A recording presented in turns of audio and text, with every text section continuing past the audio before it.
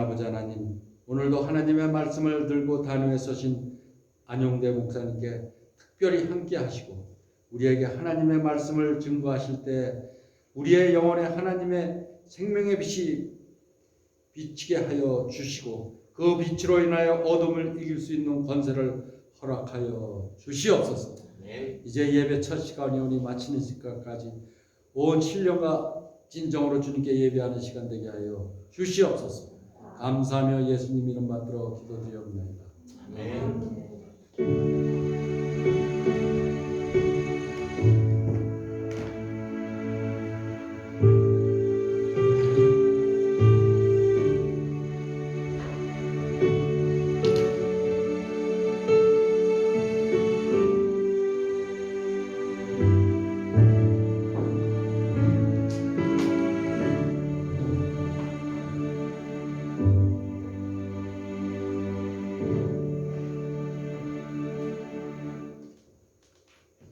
우리가 1월 첫 주 신년 감사 예배를 드리고 이렇게 대면 예배를 못 드리고 인터넷으로만 예배 드리다가 2달 지난 후 오늘 3월 첫 주일 이렇게 교회당에 나와서 함께 예배를 드릴 수 있어서 너무 기쁩니다.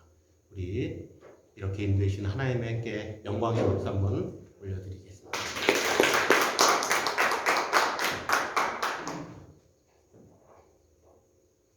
오늘 예배 참석하신 성도 여러분들 또 그리고 인터넷으로 예배를 지금 들으시는 분들 계신데 환영합니다.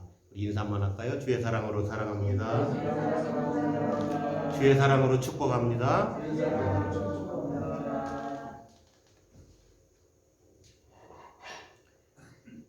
해 뜨기 바로 전이 가장 캄캄하다고 합니다. 해 뜨기 바로 전이 가장 춥다고 해요. 지금 코로나 사태가 이제 막 끝날 것 같은데 백신도 나오고 바로 해 뜨기 전입니다. 근데 우리 피부로 닿기는 주변에 아는 분들이나 주변 사람들이 너무나 많이 괴로워하기 때문에 가장 춥고 가장 어두운 때인 것 같아요. 우리가 조금 더 힘내서 기도하면서 코비드 사태를 잘 이겨내시고 또 새 힘을 얻어서 아까 우리 찬양 많이 했죠? 주님께서 새 힘 주신다고 했는데 그 새 힘으로 우리 다시 한번 일어서는 저와 여러분이 되시길 축원합니다. 특별히 다른 광고 말씀 없으시면 우리 찬송가 213장 4절 나의 로아 드리니 찬송 부리면서 우리 봉헌하십니다.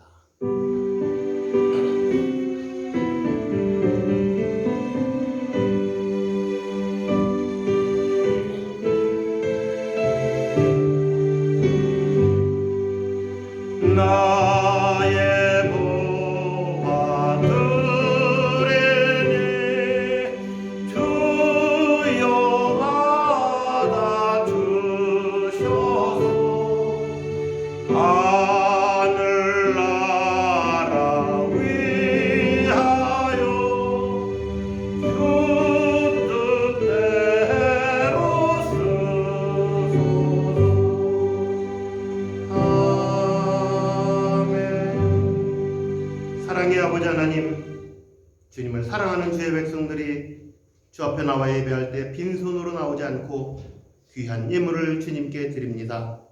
저희들의 삶의 주인이 아버지 하나님이심을 믿고 11조와 주일 헌금을 드립니다. 저희들에게 베풀어 주신 것에 감사하여 감사 헌물을 드립니다. 아버지 하나님, 저희들에게 하라고 명하신 일을 위하여 구제와 선교 헌물을 드립니다. 아버지 하나님, 이 헌물을 기뻐 받으시고 이 헌물이 쓰이는 곳곳마다 아버지 하나님의 영광만 나타나게 하시고 주의 나라가 확장되며 주 뜻대로 사용되도록 도와주시옵소서. 드린 손길에 복 내려주시되 많은 것으로 채워주시고 아버지 하나님, 이 땅을 주님의 자녀로서 주님의 백성으로서 당당히 살아가도록 도와주시옵소서. 아버지 하나님, 이 시간에도 병마와 여러가지 어려움을 겪는 아버지 하나님 성도들이 있습니다. 주님께서 불쌍히 여겨주시고 아버지 하나님, 주님께서 주시는 힘으로 주님께서 치유하시는 그 치유함으로 아버지 하나님 깨끗함을 아버지 하나님 받고 또 새 힘을 얻고 이 일을 통하여 주님께 더욱더 가까이 가는 귀한 시간이 되도록 도와주시옵소서. 감사하며 예수님의 이름으로 기도하옵나이다. 아멘. 아멘. 아멘. 오늘 하나님의 말씀 신약성경 마태복음에서 봅니다. 신약성경 마태복음 26장 69절부터 75절까지 말씀입니다. 마태복음 26장 69절부터 75절까지 말씀입니다. 제가 가지고 있는 성경 신약성경 48쪽입니다. 우리 한 절씩 한번 교독하시겠습니다. 베드로가 바깥들에 앉았더니 한 여종이 나와 이르되 너도 갈릴리 사람 예수와 함께 있었도다 하거늘 베드로가 모든 사람 앞에서 이르되 나는 내가 무슨 말을 함께 알지 못하겠노라 하며 앞문까지 나아가니 다른 여종이 그를 보고 거기 있는 사람들에게 말하되 이 사람은 나사렛 예수와 함께 있었도다 하매 베드로가 맹세하고 또 부인하여 이르되 나는 그 사람을 알지 못하노라 하더라.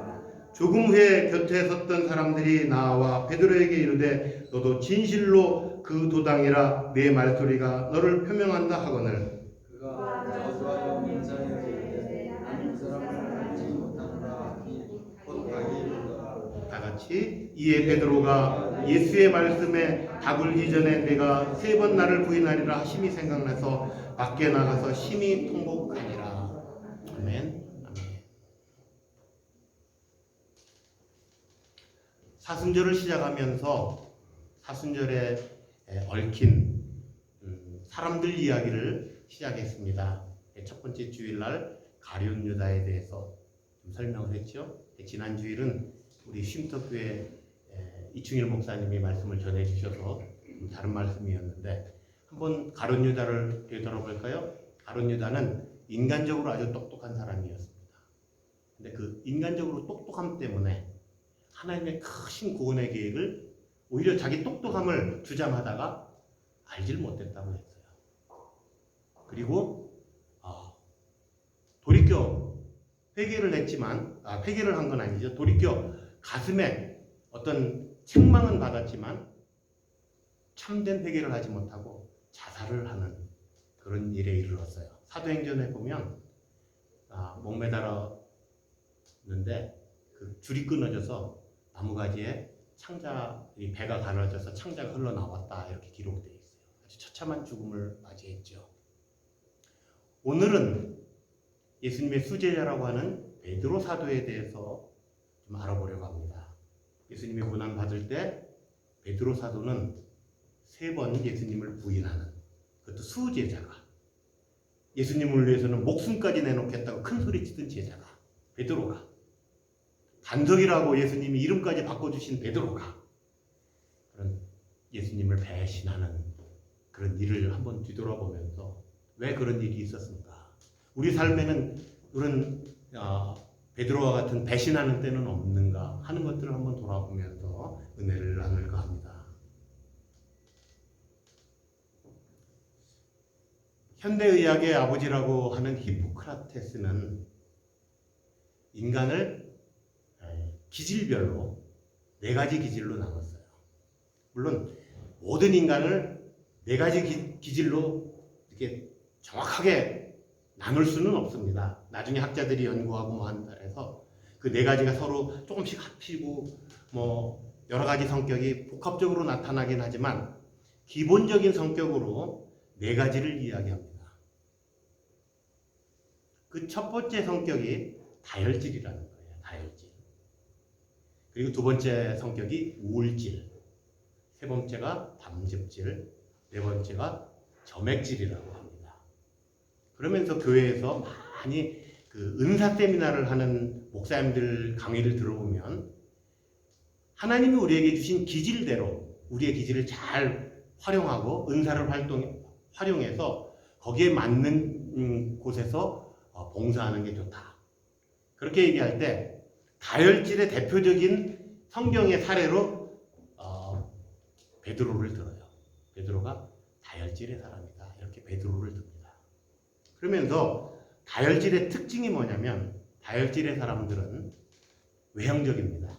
외향적이에요. 내성적이다, 외향적이다 이렇게 우리가 나눌 때 일반적으로 다혈질에 있는 사람들은 외성적이에요. 외향적이에요. 그리고 그러다 보니까 사교적이에요. 남하고 친하게 잘 지내요. 사교적이에요. 그리고 다른 사람을 우호적으로도 잘 대합니다. 또한 낙천적이에요. 상당히 낙천적입니다. 쾌활하고 말이 좋아요. 특히 언변이 좋습니다. 그래서 다혈질 있는 사람들이 이렇게 세일스맨 같은 걸 하면 세일스 왕 뭐 이런 거 되고 그래요. 그래서 이런 사람들이 뭐 물건을 바르면 혹해서 사람들이 다 넘어가죠. 어쨌든 그런 성격이에요. 근데 이렇게 그리고 창의적이고 새로운 아이디어를 잘 냅니다. 근데 한 가지 몇 가지 단점도 있어요. 다 어떤 성격이든지 아까 네 가지 이야기한 어떤 성격이든지 장점이 있고 단점이 있는 거예요. 그러니까 이렇게 좋은 장점이 있는 반면에 단점이 뭐냐면 성격이 급해요. 이 다혈질에 있는 사람은 성격이 급해요. 그래서 잘 참지를 못해요. 그리고 끈기가 부족해요. 뭐 참지 못한다는 거하고 끈기가 부족하다는 거하고 뭐 비슷한 맥락이지만 그래도 그렇습니다. 그러니까 뭐 지속력도 없죠. 근데 이런 사람들은 뒤끝은 없어요. 그래서 남 한참 뭐 욱해가지고 감정 기복이 심하니까 욱해가지고 다른 사람 들이받아 놓고 나는 뒤끝 없어 그런다고. 그 사람은 상처받아서 가슴 아픈데. 우리 주변에 그런 분들 많죠? 아주 그분들 옆에 가면 말도 잘하고 그냥 사람들 모두에게 그냥 잘해요. 평상시에는. 근데 한번 욱하면 또 그냥 사람들에게 들이받고 그리고 나는 뒤끝 없어 그러고 그냥 자기는 또 다 잊어버리고 그냥 지나가요. 근데 다른 사람들은 이미 상처를 받았는데 이런 분들은 조금 감정에 이렇게 휘둘려서 감정 기복이 심해서 감정에 치우치게 싫어요. 좋을 때는 너무 좋아서 그냥 사람들에게 깔깔거리고 웃고 그러다가 조금 기분 나쁘면 욱 해가지고 또 다 뒤집어 놓기도 하고 그리고 참을성이 없으니까 조금 참아도 되는데 그냥 확 뒤집어 놓고 우리 주변에도 그런 분들 많이 보지요. 베드로가 이제 그런 사람이었어요. 어떻게 알 수 있나요? 베드로의 삶을 성경에는 많이 나와 있어요. 왜냐하면 아주 베드로가 중요한 제자였기 때문에 베드로 사역은 베드로가 했던 행동은 사복음서에 아주 잘 나와 있습니다. 그리고 사도행전 초반부에는 베드로 행전이라고 할 만큼 뒷부분은 바울 사도를 따라갔지만 그래서 바울이 그 선교 현장을 주로 다뤘지만 앞부분은 베드로 행전이에요. 이방인에게 복음이 열리면서 바울의 사역이 집중되기 전까지는 베드로에 대해서 잘 적혀 있습니다. 베드로의 첫 장면 기억하세요? 예수님 만나는 장면? 예수님이 바닷가에 찾아오시죠? 베드로는 아주 능숙한 어부예요. 평생 어부의 일을 하고 갈릴리 바다에서 고기를 잡고 살았던 사람이에요. 근데 그렇게 어부였던 베드로가 밤새도록 고기를 잡았는데 한 마리도 못 잡았다고 했어요. 그러니까 운이 되게 없는 날이죠. 일진이 되게 없는 날이죠. 근데 빈배로 돌아오는 그 빈배를 보고 예수님이 고기를 잡았냐니까 한 마리도 못 잡았다고 했어요. 그랬더니 예수님이 뭐라고 그러세요? 저쪽 깊은 데에 가서 그물을 던져보라고 합니다. 지금 다른 기질의 사람이었다면 아마 예수님 말을 대들었을지 모르겠어요. 예수님한테. 당신 고기 잡아본 경험이 있어? 따질 수 있잖아요. 예수님은 고기 잡는데 어부가 아니에요. 오히려 그 아버지가 목수일을 했기 때문에 뭐 집 짓는 일이나 가구 만드는 일에 뭐 조언을 했다고 하면 들을 수 있겠지만 고기 잡는 일은 평생 해온 베드로한테 자기 경험에 의해서 했어요. 근데 못 잡았어요. 근데 예수님이 잡으라고 할 때 다른 사람 같으면 특히 담즙질 사람 같았으면 당신이 뭔데 나한테 충고질이냐고 그랬을지 모르겠어요. 근데 이 사람은 사교적이기 때문에 남의 말도 또 잘 들어요. 그러니까 가서 진짜 던져봅니다. 그래가지고 그물이 찢어질 정도로 그래서 다른 배까지 와서 나를 도우라고 그래서 도와서 이렇게 끌을 정도로 많이 잡지 않습니까? 그렇게 많이 잡습니다. 그리고 나서 바로 엎드러집니다. 주여 나를 떠나서서 나는 죄인입니다. 벌써 알아보는 거죠. 그러니까 굉장히 생각도 빠르고 감정도 아주 빠릅니다. 그러니까 빨리빨리 행동하는 거예요. 뭐 생각해보고 이게 뭐지? 이거 아니에요. 그냥 감정적으로 빨리빨리 즉흥적으로 행동하니까 그냥 주님, 나를 떠나서서 나는 죄인입니다. 그냥 대번 고백이 나오는 거예요. 그러니까 예수님이 뭐라고 그러세요? 이제까지는 내가 고기를 낚는 어부였는데 내가 너를 사람을 낚는 어부가 되겠다 하니까요. 또 지체하지도 않아요. 고민도 안 해요. 그냥 바로 그물을 버리고요. 예수님 따라갑니다. 그렇죠. 그러니까 상당히 그 기질을 연구하는 사람들이 이렇게 다혈질 사람의 기질이 다분하다는 것을 아주 강하다는 것을 알 수 있어요. 우리도 알 수 있어요.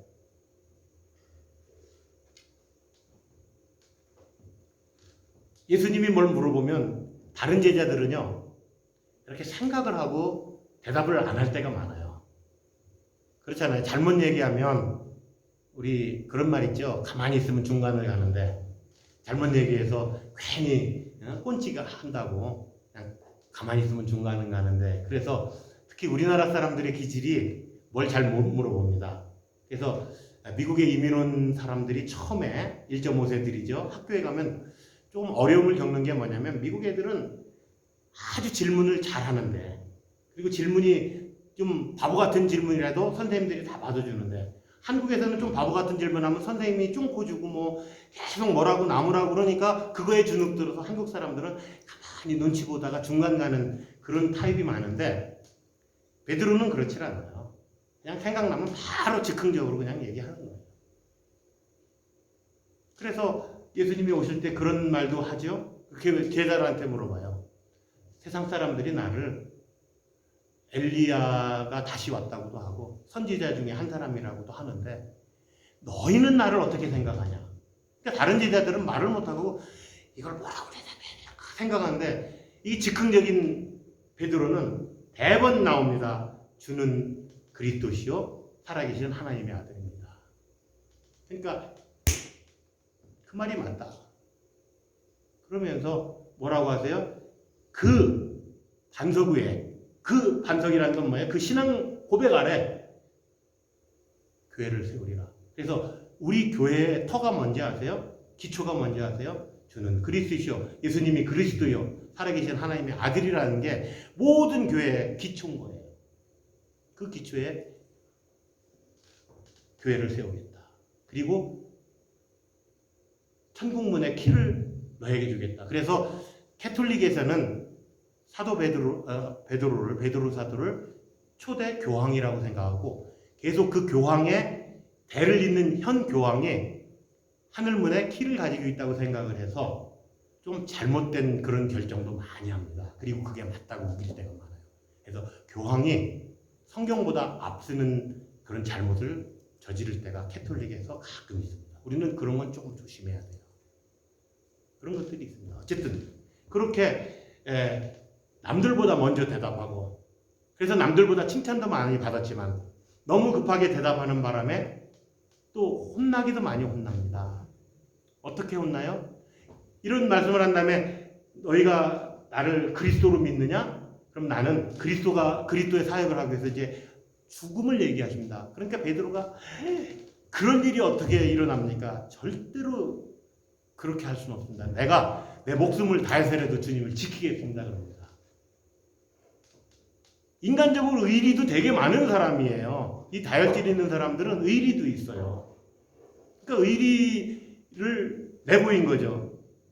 근데 인간적인 의리를 딱 내보였는데 돌아온 예수님의 말씀은 뭐죠? 책망이에요. 사탄아, 네가 나를 넘어지게 하느냐?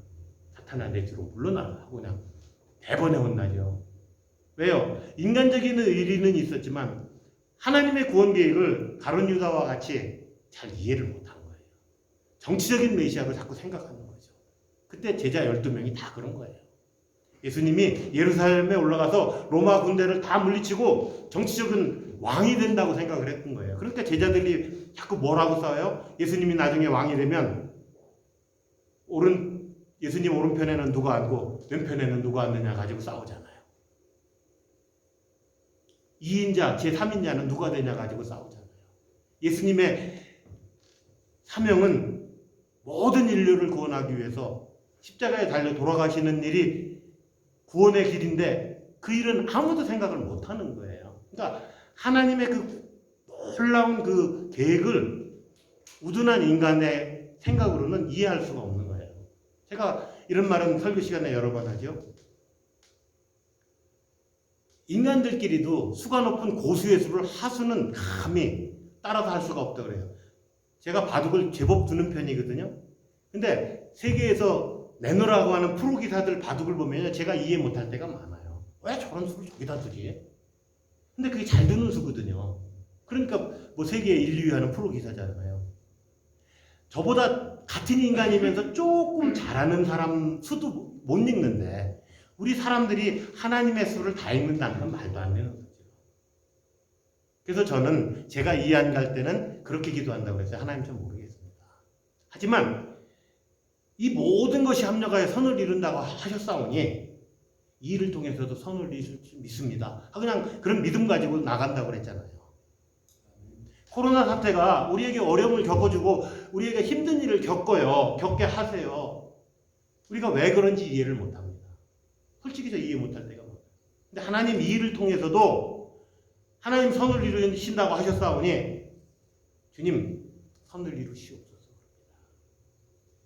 그래서 주변에 지금 뭐 아프다고 하는 사람들을 위해서 제가 아는 사람이라 기도를 하게 되면 하나님 빨리 쾌차하게 하시되 이 일을 통해서 그 사람에게 어떤 선한 일을 이루시기 위함인지 그분이 깨닫고 돌아올 수 있게 해주십시오 하고 기도를 합니다. 그렇게 돼요.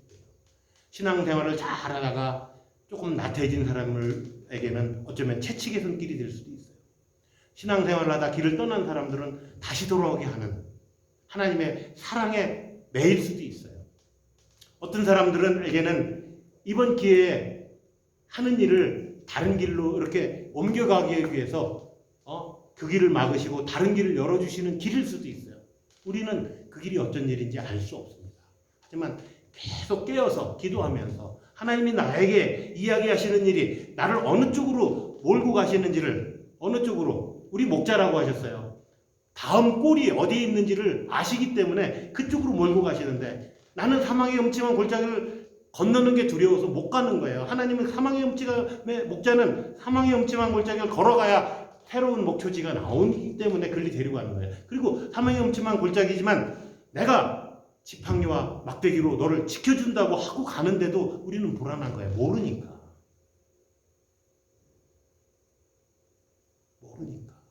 그래서 우리는 그런 태도로 나가야 됩니다. 그래서 뭐 예수님한테 인간의 의리를 지켰다가도 혼나죠? 예수님이 마지막 만찬 때 제자들의 발을 씻겨줄 때 다른 제자들은 어떨 줄 몰라 했어요. 그냥 아무 말도 못하고. 근데 베드로는 또 용감하게 얘기합니다. 주님 내 발은 못 씻깁니다. 아주 즉흥적이에요. 그러니까 내가 내 발을 안 씻기면 너와 내가 아무런 관계가 없다 그러니까 그럼 목욕도 시켜주십시오. 아주 뭐 자기가 생각하는 것들 생각도 빠르고요. 창의적이고 그리고 생각하는 걸 그냥 생각이 나자마자 바로 얘기하는 그런 타입이에요. 그러니까 뭐 목욕을 한 사람은 발만 씻어도 된다고 발을 씻겨주시죠. 그리고 다시 죽음을 얘기합니다. 그러니까 절대로 그러니까 너희들이 다 나를 떠난다고 하니까 나는 안 떠납니다 하고 큰 소리 치죠. 그 큰 소리가 정말 허언만은 아니었어요. 예수님을 잡으러 오는 그 종 중에 제사장의 종에 마르코죠. 말고 귀를 칼을 빼서 탁 쳐서 말고의 귀를 자르기도 합니다. 진짜 의리 있는 사나이예요. 사나이죠. 사나이 중에 사나이. 그러니까 인간 같으면 칭찬받을 일이죠. 그러니까 예수님한테 또 혼나요. 칼로 흥하는 자는 칼로 망한다면서 예수님이 귀를 붙여주시고 치료해 주시죠. 그러니까 인간적으로 보면 사도 베드로 사도는 아주 의리도 있고요. 좋은 성격도 많이 가지고 있고요. 아주 칭찬할 만한 점이 많이 있어요. 그럼에도 불구하고 자꾸 실수를 합니다. 실수를 한다는 건 사실 하나님의 뜻이 큰 뜻에 비춰서 보지 우리가 이제까지 한 내용들을 자세히 살펴보면 베드로가 뭐 크게 잘못한 건 없잖아요. 의리 있고 오히려 칭찬받을 일 아닌가요? 근데 그런 베드로가 큰 소리 칠 때 예수님이 예언을 합니다. 내가 오늘 내일 새벽 다불기 전에 3번 나를 부인하리라. 그랬더니 나는 절대 안 한다고 했죠. 베드로의 원래 이름은 시몬이었어요. 근데 예수님이 반석이라고 해라. 반석이라고 하는 아람어로는 게바, 그리고 그거를 헬라어로는 베드로죠. 페트로스. 베드로. 그래서 영어로는 피로, 여기 에스파뇰어로는 페드로죠. 베드로. 이렇게 이름을 바꿔주신 거예요. 시몬이 열심당원 시몬하고 제자들 중에 둘이 있으니까 구분하기 위해서 이름을 새로 지어주셨는지도 모르겠습니다. 그리고 예수님 제자 안드레와 형제지간이에요. 뭐 베드로에 대해서는 여러분들이 잘 아시겠지만, 그리고 베드로의 아버지는 어떤 성경에 요한이라고도 나오고 요나라고도 나오는데, 바요나 시모나 이런 얘기는 바는 누구누구의 아들이라는 소리고, 요나, 그러니까 요나의 아들 시모나 이렇게 이제 예수님이 부르기도 하고 그러셨어요. 근데 이런 베드로가 예수님을 배신하게 됐어요. 왜요? 우리가 이걸 한번 알아볼 필요가 있습니다. 우리가 예수님을 잘 섬긴다고 하지만 예수님께 책망받을 때도 있고요. 그리고 예수님을 우리가 배신하고 떠날 때도 있는 거예요. 뭐 시간이 많이 됐으니까 빨리빨리 이제 요점만 정리하겠습니다. 첫 번째, 베드로는요, 감정 기복이 심한 사람이라 감정에 치우쳐서 행동할 때가 많았다는 거예요. 기분파라는 거죠. 기분파. 감정이 좋을 때는 확 좋은 표시를 했다가 좀 감정이 나쁘면 확 뒤집어 놓기도 하고.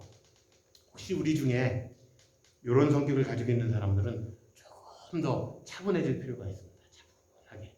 조금 더 한 번 더 생각하고, 한 번 더 기도하고, 내가 말하기 전에 한 번 더 기도하고 말한다 하는 그런 생각을 가지실 필요가 있습니다. 두 번째는 어떤 성격이에요? 장점이에요. 인간적으로 의리가 있어요. 근데 우리도 가만히 보면 교회에서 아주 의리를 중요시, 인간적인 의리를 중요하게 여기는 그런 분들도 많아요. 근데 인간적인 의리를 중요하게 여기다가 하나님의 뜻을 잊어버릴 때가 있어요.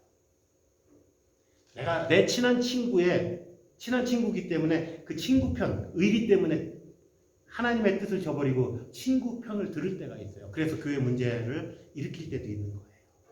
그래서 인간적인 의리 참 좋습니다. 저는 의리 있는 사람을 좋아해요. 배신하는 사람보다는. 의리 있는 사람 좋아해요. 그렇잖아요. 한번 의리를 갖고 해야죠. 근데 하나님의 뜻을 먼저 깨닫는 저와 여러분이 되시길 바랍니다.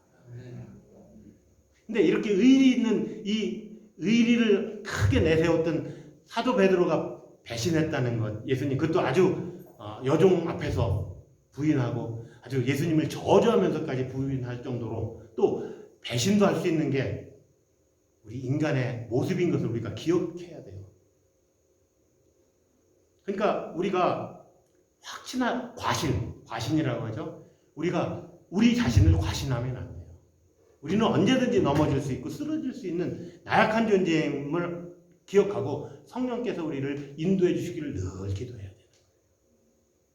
세 번째는 급한 성격이죠. 베드로의 급한 성격. 생각하고 뭐 하면 뭐 생각해 보니까 아까 첫 번째 감정에 치우친 것도 맞지만 급한 성격이에요. 그래서 많은 목사님들이 그 부흥회 설교 같은 거 하실 때 그런 말 하죠. 성령보다 앞서가지 마라. 당신의 급한 성격 때문에 성령보다 앞서가지 마라. 그런 말을 많이 합니다. 그래서 어떤 선교사님들은 뭐 이렇게 후원을 받을 때 그 자리에서 막 내가 선교금 얼마 하겠습니다 그러면 그거 지금 당신 기분 때문에 한 거니까 하루 기도해보고 그래도 하나님이 하라고 하면 그때 하세요. 이렇게 하시는 선교사님이 계시다고 그래요. 근데 일부러 이제 막 사람들의 감정을 조장해서 하게 하는 분들도 계시는데, 우리가 정말 하나님의 뜻인지 성령께서 우리를 인도하시는 건지 아니면 내 기분에 앞서서 내가 먼저 서원하고 내가 먼저 헌신하는지 잘 생각해 봐야 된다는 거예요. 너무 열심히 앞서서 성령보다 앞서는 경우도 우리가 종종 있다는 거예요. 그래서 넘어지고 쓰러지고 오히려 신앙 안에 깊이 들어갔다가 오히려 낙심하고 하는 경우가 있다는 거예요. 사랑하는 성도 여러분, 우리 사도 베드로에 대해서 알아봤습니다. 베드로의 이런 성격들 때문에 장점도 많았지만 실수도 많이 하고 결국은 배신했어요. 그렇지만 가룟 유다와 다른 점은 뭔지 아세요? 자기가 뉘우치고 자기 잘못을 깨닫고요. 왜 부활한 예수님을 만나고 예수님과 같이 행동을 못하고 나 다시 고기 잡으러 간다고 한지 아세요? 면목이 없는 거예요. 면목이. 그때 다시 예수님이 찾아가 주시니까 이제 주님이 나를 사랑하느냐 하니까 예, 주님 사랑합니다 하고 고백하고 내 양을 먹이라고 그러니까 나중에 십자가에 거꾸로 못 박혀 죽는 순간까지도 그 일위를 지키고 순교하잖아요.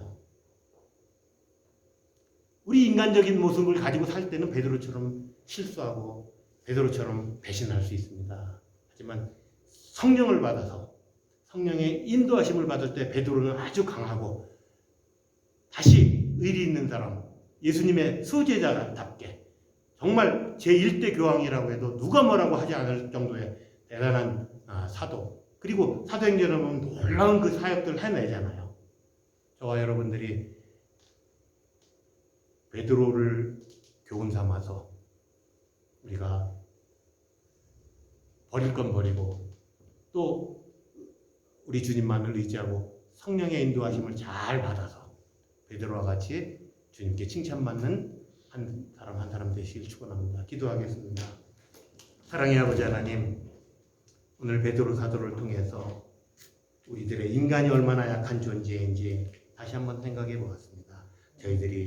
저희들을 너무 과신하지 않도록 도와주시고, 아버지 하나님 저희들 성격대로 아버지 하나님 행동하지 않고 좀 더 신중하게 생각하고 다른 사람을 배려하고 아버지 하나님 정말 주님만을 위하여 정말 목숨까지도 다 내놓을 수 있는 한 사람 한 사람이 되도록 도와주시옵소서. 주님의 뜻이 어디 있는지를 깨닫는 저희들이 되도록 도와주시옵소서. 감사하며 예수님의 이름으로 기도하옵나이다. 아멘. 아멘. 우리 찬송가 314장, 홍합찬송 511장 부르시고 축도로 예배 마칩니다.